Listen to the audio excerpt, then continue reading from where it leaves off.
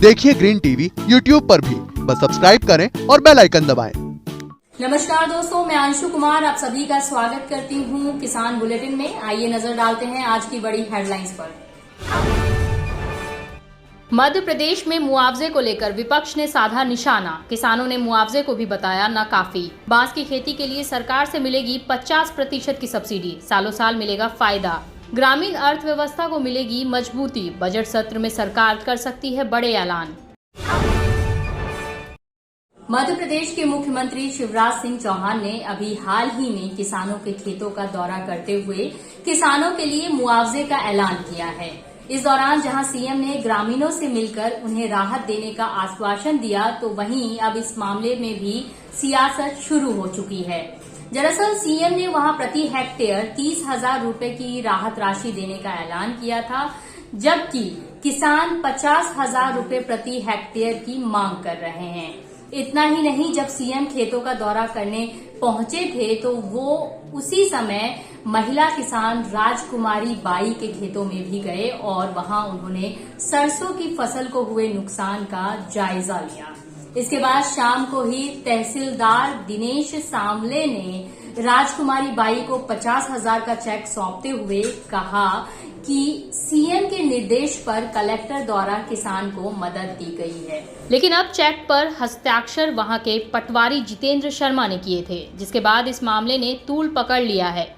विपक्षी पार्टी कांग्रेस के महासचिव के मिश्रा ने राज्य सरकार को आड़े हाथों लेते हुए कहा है कि खर्चे किसी के और चर्चे किसी के। उन्होंने आगे लिखा है कि मुंगावली के बाजवान गांव में ओलावृष्टि से फसल बर्बाद होने से जिस महिला ने सीएम के सामने दुखड़ा रोया था, उसे 50,000 का चेक पटवारी जितेंद्र शर्मा के खाते का दिया। सहायता सरकारी कर्मचारी से, और ये है सरकार का सच। हालांकि मामले पर बवाल मचता देख जिला प्रशासन ने महिला किसानों को दूसरी चेक रेड क्रॉस सोसाइटी की तरफ से जारी कर दिया है। प्राकृतिक खेती को बढ़ावा देने के लिए केंद्र सरकार नई योजनाओं के साथ कई नए प्रयास करने में भी जुटी हुई है। इसी कड़ी में सरकार द्वारा किसानों को बांस की खेती करने के लिए भी प्रेरित किया जा रहा है। दरअसल सरकार द्वारा बांस किसानों को प्रोत्साहित करने के लिए राष्ट्रीय बांस मिशन योजना चलाई जा रही है, जिसके तहत जिन राज्यों में बांस उत्पादन किया जाता है उन राज्यों के किसानों को इसकी खेती करने के लिए सब्सिडी दी जाएगी। जैसा कि आपने ग्रीन टीवी की कई पुराने वीडियोस में बांस उत्पादन के बारे में देखा होगा या सुना होगा। अगर नहीं आपने देखा है तो आप डिस्क्रिप्शन बॉक्स में जाकर बांस की खेती से जुड़ी वीडियोस के लिंक पर क्लिक करके जानकारी हासिल कर सकते हैं। इसके अलावा मध्य प्रदेश के हरदा जिले में एक जिला एक उत्पाद के तहत फिलहाल राज्य सरकार द्वारा बांस की खेती करने पर 50% का अनुदान दिया जा रहा है। खबर की माने तो बीते दिनों जिला में एक दिवसीय कार्यशाला का आयोजन किया गया था, जिसमें बांस की खेती करने के लिए किसानों को प्रोत्साहित किया गया और उन्हें इसके तहत मिलने वाले अनुदान के बारे में भी जानकारी दी गई है। खबर की माने तो बीते दिनों जिले में एक दिवसीय कार्यशाला का आयोजन किया गया था, जिसमें बांस की खेती करने के लिए किसानों को प्रोत्साहित किया गया है और उन्हें इसके तहत मिलने वाले अनुदान के बारे में भी जानकारी दी गई है।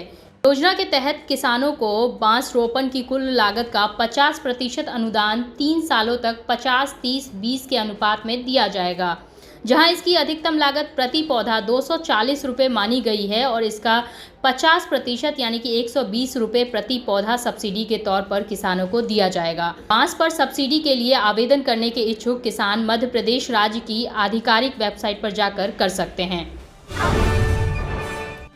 जहां एक तरफ कोरोना के चलते बिगड़ी देश की अर्थव्यवस्था को संभालने में जुटी केंद्र सरकार इस कोशिश में जुटी है कि कोविड की तीसरी लहर में लॉकडाउन से बचकर लोगों को बेरोजगारी से बचाया जा सके, तो वहीं दूसरी तरफ आगामी बजट सत्र को लेकर भी तरह तरह के कयास लगाए जा रहे हैं।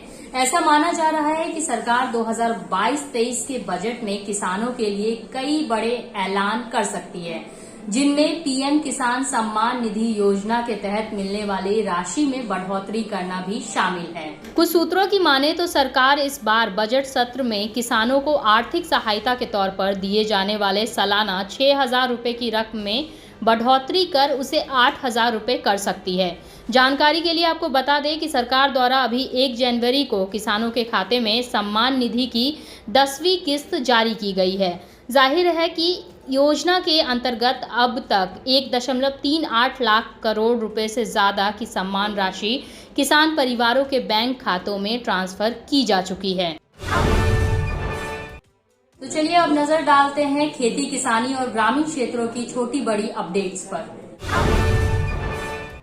चेन्नई के कृष्णागिरी के रहने वाले 58 साल के किसान एम सेल्वराज आए दिन कृषि के क्षेत्र में नए नए इनोवेशन करते आ रहे हैं। एक बार फिर उन्होंने साइकिल के टायर, ब्लेड और लकड़ी के डंडों आदि की मदद से एक ऐसा कृषि उपकरण तैयार किया है जिसकी मदद से किसान अपने खेतों में बुआई, जुताई, निराई, गुड़ाई जैसे काम कर सकते हैं। खास बात यह है कि उनके द्वारा बनाए गए इस उपकरण की कीमत सिर्फ 500 रुपए है।